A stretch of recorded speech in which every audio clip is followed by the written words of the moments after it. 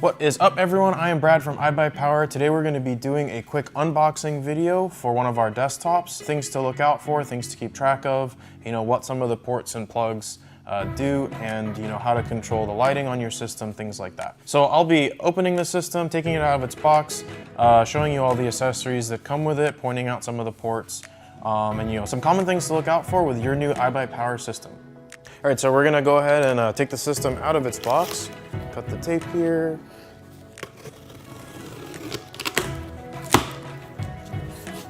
Okay, so there's gonna be a few things inside you wanna keep an eye out for. We have a quick start guide, accessory bag. This PC comes with a mouse and keyboard. Base.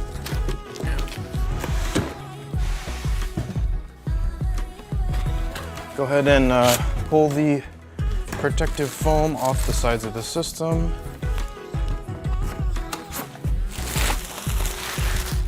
All right, cool. All right, so we got the PC out of its box. Before we take a look too much at the computer itself, we're gonna look at some of the things that we found in the box. First off, we have the accessory bag, the power cord for the PC, that's important, of course. This PC comes with Wi-Fi, so make sure to take a look in your accessory bag. If you do have Wi-Fi antennas, you'll need to screw those onto the PC once we're done.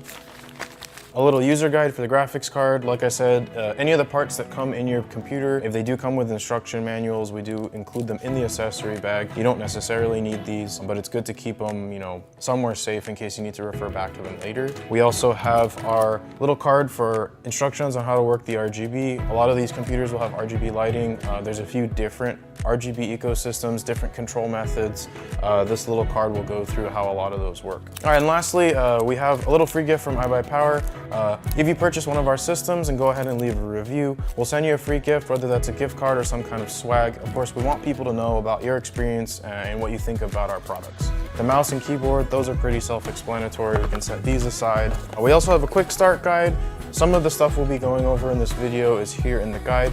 Just hold on to this, it's got some good information on it, including some information about the ports on the system. And if you do need to back up or reinstall Windows, there's some instructions there as well. Okay, now let's move on to the actual PC. So you'll notice here on the side, there's this big giant warning label. It's telling you basically there's a protective foam insert inside the computer that's protecting the various parts from jostling around during shipping.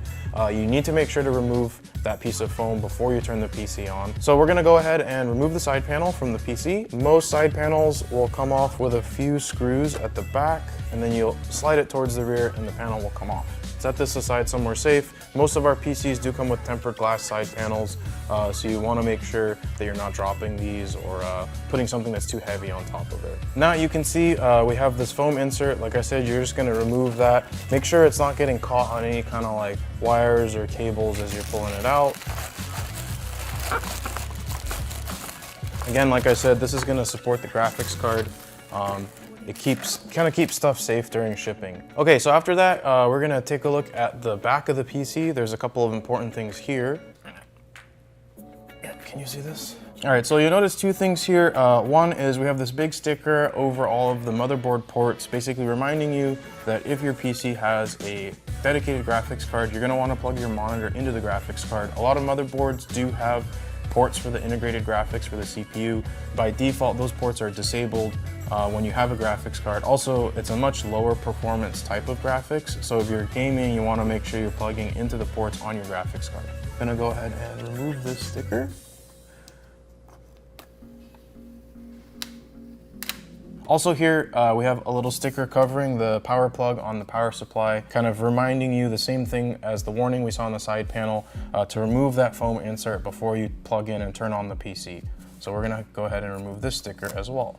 All right, so let's go ahead and take a look at the ports and plugs on the back of the PC. Starting here at the top, we have the connections for the Wi-Fi antennas. Not every PC will have these external connections for Wi-Fi, but this is pretty common nowadays. Again, remember to find the antennas that we had in our accessory bag and screw those in there. Below that, we have the legacy PS2 ports for keyboard and mouse. Not every system will have these as well, but it will give you a little bit of support for those older keyboards and mice. Then we have are blue USB 3 ports. There's 2 sets of those, 2 here, 2 here. In between, we have an HDMI port. Again, I mentioned before, if you're plugging in monitors, you wanna make sure to plug into your video card ports, which are down here, because this port will be disabled. On this card in particular, we have 1 HDMI port and 3 display ports. HDMI and display port are the current modern display cables. Depending on what monitor you have, you may not have one or all of these ports. DisplayPort and HDMI can both be adapted to a bunch of other different kinds of ports. So just keep an eye out. You may need to pick up a special cable or adapter to get your monitor or monitors all hooked up and working properly. Then we have our black USB 2.0 ports, our Ethernet port for wired internet. Here are audio ports for your speakers, your microphone, your headphones. Okay, so now that we've run through most of the connections on the PC, it's time to get everything hooked up and powered on. Some USB plugged in here.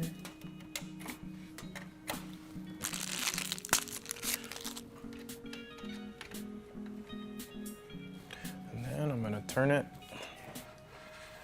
So we're all plugged in. Now it's time to fire the machine up.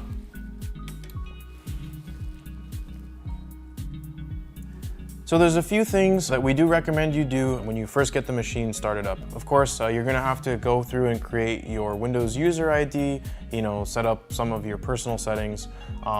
But after that, there's a couple of things we definitely recommend that you do. First off, we recommend you check all the ports on the PC. That includes the front panel USB, front panel audio, and all the USB and connection on the rear panel, and as many of the display ports on your graphics card as you can. This will make sure that, in the future, if you do need to expand and, add anything, you don't suddenly run into, a dead port or, something that was loose or disconnected. Just want to make sure everything's working right on day one. A lot of people ask us, what kind of software should I download? Actually, the thing we recommend, whatever game you are hyped about playing or a game that you have been playing, go ahead and install that one right away. Give the machine a good workout right off the bat. You really want to make sure that it's performing as expected. Within the first couple of days, depending on your speed of your internet and how many times you restart the PC may go through some Windows updates, some file indexing, so there may be a few slowdowns right at the beginning, but after all that is done, after you're fully up to date, you should have, pretty flawless performance. There shouldn't be any kind of, like I said, slowdowns, no kind of crashing or freezing, nothing like that. It should work flawlessly right out of the box. If you do have any issues with the PC, make sure to get in touch with our support as soon as you can.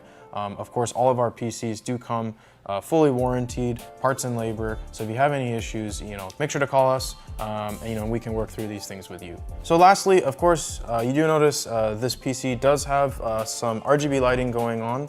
We do get a lot of questions about how that's controlled. If your computer does come with the RGB quick start guide, you can refer to that. But if it doesn't come with it, basically there's 3 main ways that RGB is controlled on our systems. The first way and the most common way is through motherboard software.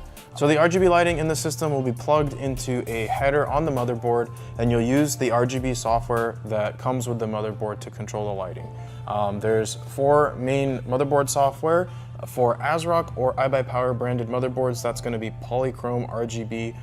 For Asus, that's going to be Aura. For MSI, Mystic Light, and for Gigabyte, that's RGB Fusion. They give you a pretty good level of customization in terms of what you can do with the lighting in your PC. The second way is through a remote, either infrared or wireless. The remote will have little buttons that you can press to change the color manually. Usually, if the PC does come with a remote, it means that there was no available motherboard header to control the RGB lighting, so we use a remote instead. The last and the least common is a button on the case that actually manually toggles the RGB to different colors.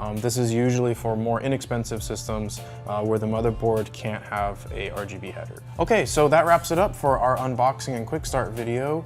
Again, if there was anything unexpected that happened during your PC setup, any weird behavior or things that didn't go as we described it in this video or in the quick start guide, make sure to let us know. Give us a call, hit us up on live chat, social media, whatever, and we'll try to get it taken care of right away. Anyways, again, I'm Brad. Thanks for tuning in, and we'll see you guys online.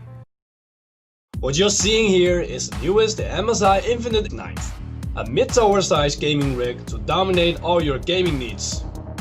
The new Infinite Knife models are powered by unlocked Intel processors up to i9-9900K to provide you with unparalleled processing power with the highest performance. Crank up your FPS and game quality with NVIDIA's RTX series up to 2080 Ti. This means smooth gaming experience and lifelike visuals using ray tracing. The Infinite Knife utilizes Silent Storm Cooling 3 Pro, which has separated cooling chambers to maximize the cooling capacities. And going even beyond, it uses silent and powerful liquid cooling for the CPU. To guarantee the fastest storage speed, the Infinite Knife has also space for 2 M.2 SSD slots to cover just that. Load your game faster than anyone else. The Infinite Knife is also built with your future needs in mind and is easy to upgrade. Going to a LAN party? Need to relocate your PC? Conveniently, all Infinite models are designed with a carry handle. The models have HEMIC 3 support and audio boost, letting you experience true hi-fi sound. Enjoy the advantage over your enemies in the game. The Infinite Knife is also an eye catcher. The case has an extra side panel. Besides the classic black, there's also a sturdy tempered glass side panel. Even more so, experience the freedom to fully customize the PC with Mystic Light. There are more models and configurations available, and here you can find the key similarities and differences. Want to know even more? For all other features and information, please go check out our product page, and thanks for watching.